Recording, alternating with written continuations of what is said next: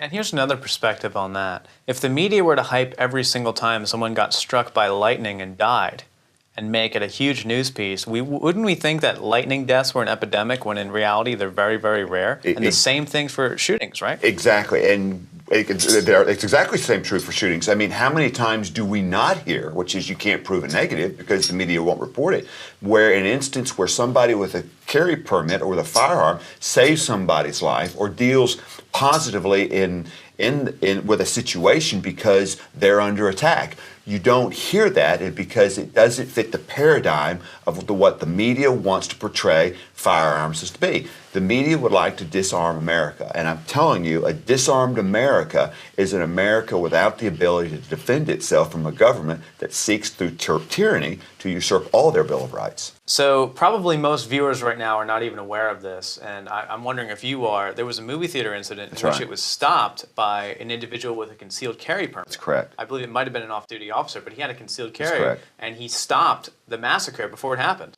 That's exactly right. As a matter of fact, that is not as uncommon as the media would like to portray it. As a matter of fact, there's a young lady named Nikki Gozer here in Tennessee, a friend of mine.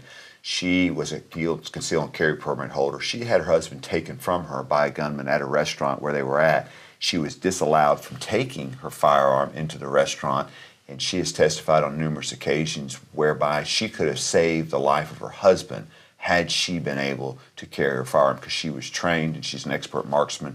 And it's just tragic incidents like that that illustrate that it's the firearms that are not the problem. It's a government that is unnecessarily intruding on our Second Amendment rights is the challenge here. And we see that time and time again, don't we, with Luby's massacre down in Texas and everything like that. But the media doesn't hype that. They don't hype when someone defends themselves. They only hype when someone is unable to defend themselves, except they leave that part out. Exactly. And the fact of the matter is you're begging the question here, Anthony, do we have a right to defend ourselves? That's the question. And is that right? If we do, is that a God-given right?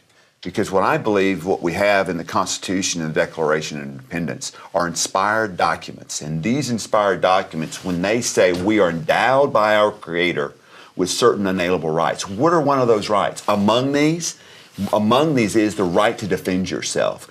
And the Founding Fathers knew that. The Second Amendment has nothing to do with hunting, nothing whatsoever. It has to do with being able to protect our individual liberties, life, liberty, and the pursuit of happiness. It's God-given, and we need to protect it. And I'm glad you brought that up. A lot of people are saying, oh, well, you can just use a shotgun with less than 10 rounds to go hunting. You don't need it. All the Second Amendment's for is to go hunting. But there's much more pressing concerns, aren't there? There are, and quite honestly, I don't even like entertaining the question because when you do, Anthony, you accept the premise. And the premise is you only need 5 rounds in a shotgun to go hunting. First of all, the Second Amendment has nothing to do with hunting. Secondly, it has everything to do with my ability to protect my life, my family, and my property. And the Constitution guarantees me that right when it says in the Second Amendment that my rights to bear arms shall not be infringed. Well, they push the ante, don't they? First they say, well, you don't need it to hunt.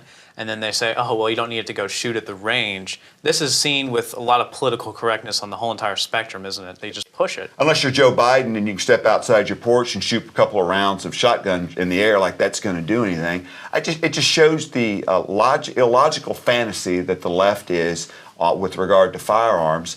And if they would step back for a few minutes and quit hyperventilating over the idea that firearms are somehow necessarily dangerous and evil to our society, that really what we've got is a cultural society breakdown that has nothing to do with firearms. It has to do with all the influences that are coming in.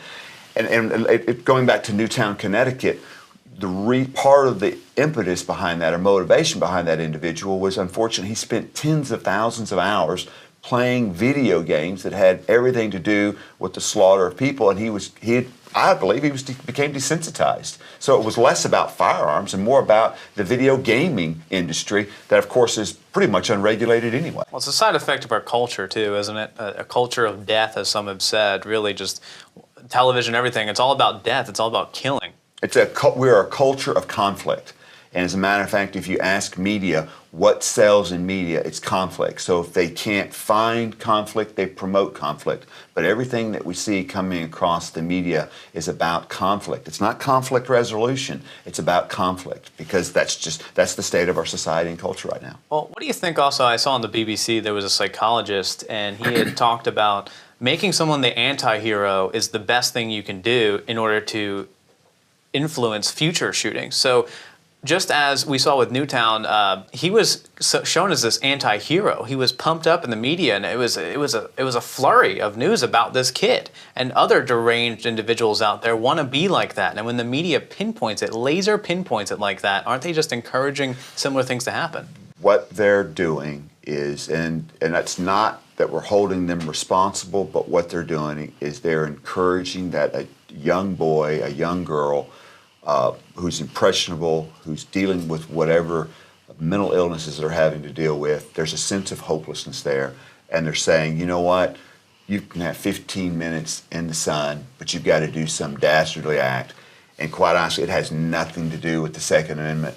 But because the media has decided that the ownership of guns is something abhorrent, that's what they go to. And what we've got is we've got a problem in our country, in our society, in our culture that has nothing to do with the ownership of guns. It has to do with the way we conduct ourselves and how we relate with each other.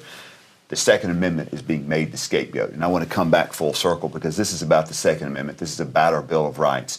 If we start using the Second Amendment as a scapegoat, once they're through with that, we're not going down a slippery slope, Anthony. We are jumping off a cliff, and we've got to draw the line that the Second Amendment is worth holding because in a real sense it binds the rest of the Bill of Rights together.